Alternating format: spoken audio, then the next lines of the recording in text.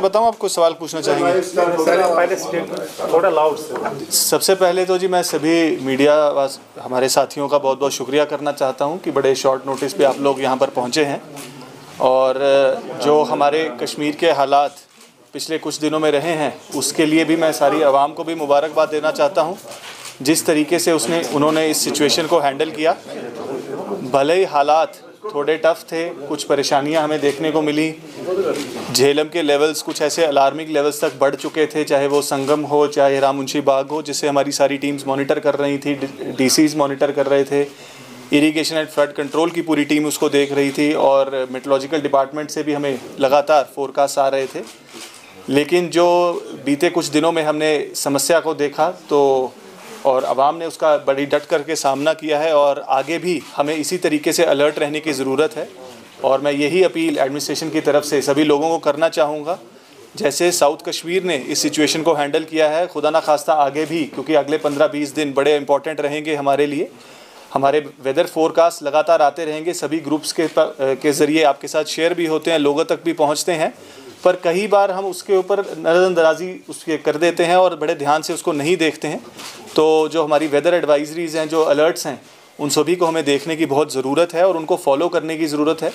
जितनी भी हमारी ट्रिब्यूटरीज़ हैं झेलम की, सिर्फ झेलम ही नहीं बल्कि चाहे कुलगाम के हायर साइड पे विशो नाला है या पहलगाम की तरफ लिदर है या उसकी हायर जो ट्रिब्यूटरीज़ हैं, उन सभी पे भी वॉच रखने की ज़रूरत है। और जो भी रिवर बैंक स्ट्रीम्स के आसपास लोग रहते हैं उन्हें बहुत सतर्क रहने की ज़रूरत है, बहुत सावधान रहने की ज़रूरत है। और अगले आने वाले दिनों में भी हमारी district disaster management teams ground पर रहेंगी, जिसके अंदर मजिस्ट्रेट साहिबान होंगे, पुलिस के ऑफिसरान होंगे, SDRF की टीम होगी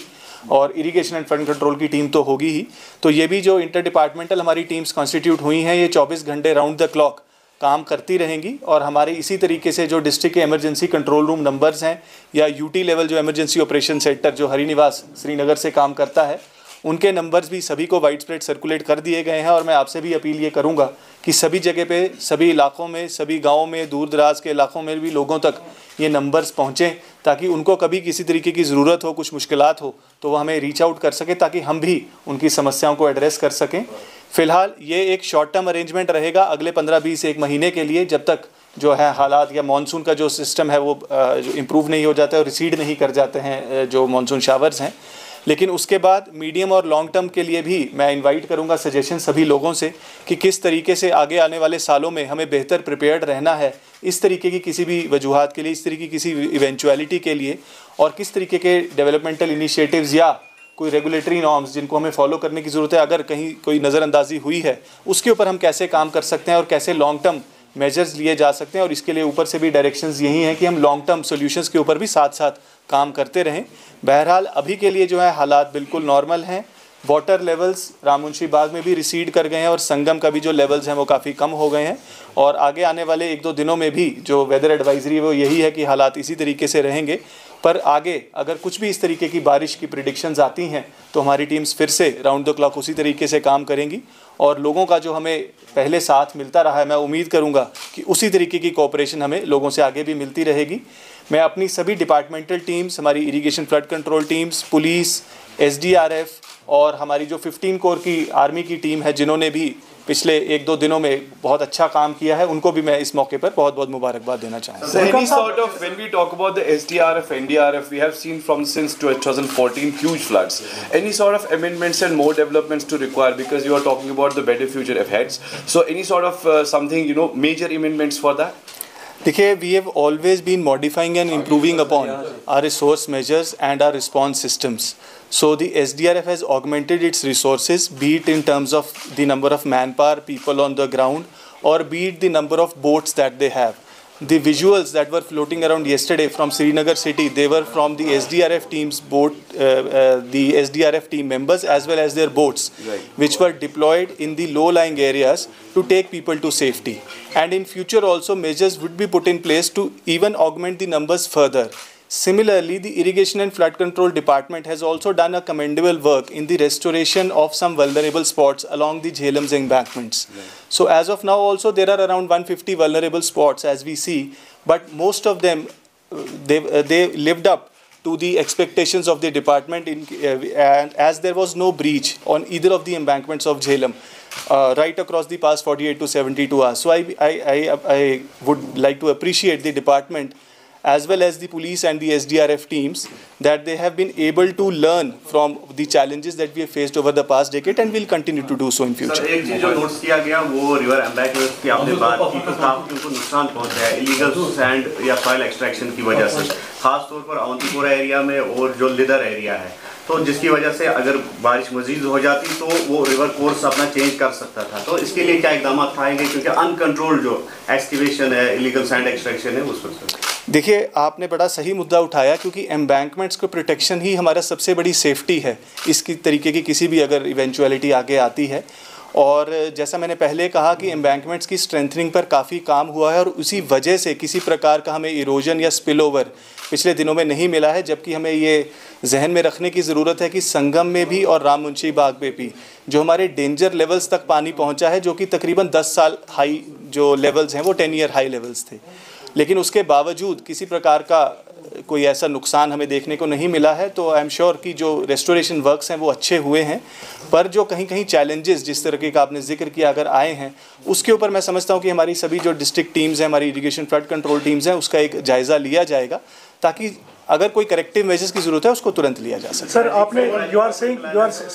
सेइंग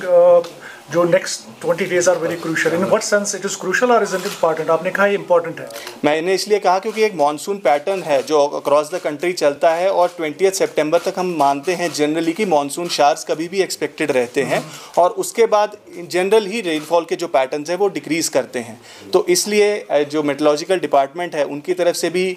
5 सितंबर तक कोई भी ऐसा हैवी शावर पैटर्न नहीं कहा गया है, मेनली ड्राई वेदर उन्होंने कहा है। हाउएवर इन मीनवाइल बीच में भी कहीं रेनफॉल्स कभी किसी को भी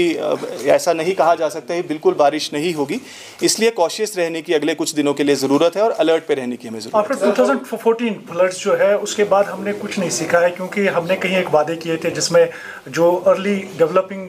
जो सिग्नल्स थे, यानी कि उसमें बताया जाता है कि अर्ली वार्निंग सिस्टम्स जो थे वो बनाने थे और साथ में ही जो फ्लड प्लेन जोनिंग थी वो बनाने थे और फ्लड शेल्टर्स बनाने थे, लेकिन उस पर कोई भी काम बाद में नहीं हुआ। देखिए, फ्लड कंट्रोल डिपार्टमेंट की तरफ से जो अर्ली वार्निंग सिस्टम कह रहे हैं, integrated operational forecasting system IOFS live है, उसी IOFS के ज़रिए ही हमारी जो टीम्स हैं फ्लड कंट्रोल की हमें बता पा रही थी, प्रिडिक्ट कर पा रही थी और डाउन द लाइन भी वो इन्फॉर्मेशन कन्वे कर पा रही थी। उसी के साथ एक इंटीग्रेटेड डिसीजन सपोर्ट सिस्टम है DSS जिसको कहते हैं, जो आगे फर्दर डिस्ट्रिक्ट्स में जितनी भी मैन पावर है उसके ऊपर मैप्ड है और उनको SMS alerts time to time पहुंच रहे थे मेट्रोलॉजिकल डिपार्टमेंट के भी और IOFS सिस्टम के ज़रिए भी कि किस प्रकार के वेदर पैटर्न्स आगे रहेंगे और उसी को देखते हुए ही जो हमारी सारी मॉनिटरिंग टीम्स है वो काम कर रही थी। हाउएवर हमेशा ही इम्प्रूवमेंट्स का स्कोप रहता है, भले हमने चीज़ें डेवलप की हैं बट और बेहतर इनको कैसे बनाया जा सके उसके ऊपर हम काम करें। सर, अनंतनाग में अभी सिचुएशन कैसी है और जो मोबाइल कनेक्टिविटी कब फुली रिस्टोर हो, क्योंकि अभी भी एयरटेल बैक है? देखिए, ऐसा है कि जहाँ तक मोबाइल कनेक्टिविटी का ताल्लुक है, हम सब देख रहे हैं कि जम्मू में काफ़ी एक्सटेंसिव डैमेज इस वेदर पैटर्न की वजह से हुआ है और हमारा जो लिंक है वो सारा जम्मू के ज़रिए रहता है और चाहे वो BSNL हो चाहे वो एयरटेल हो, उनकी teams round the clock war footing पे कल से परसों से काम कर रही है मैं कहूँगा। और ऑनरेबल LG साहब ने भी, ऑनरेबल CM ने भी, दोनों ने रिव्यूज़ इस चीज़ का लिया है और अभी भी जो अभी मेरी बात जो हुई है BSNL इंचार्ज से भी और एयरटेल की टीम से भी, अभी भी रेस्टोरेशन काम चल रहा है और हमें उम्मीद है कि अगले कुछ घंटों में जो है रेस्टोरेशन टेलीकॉम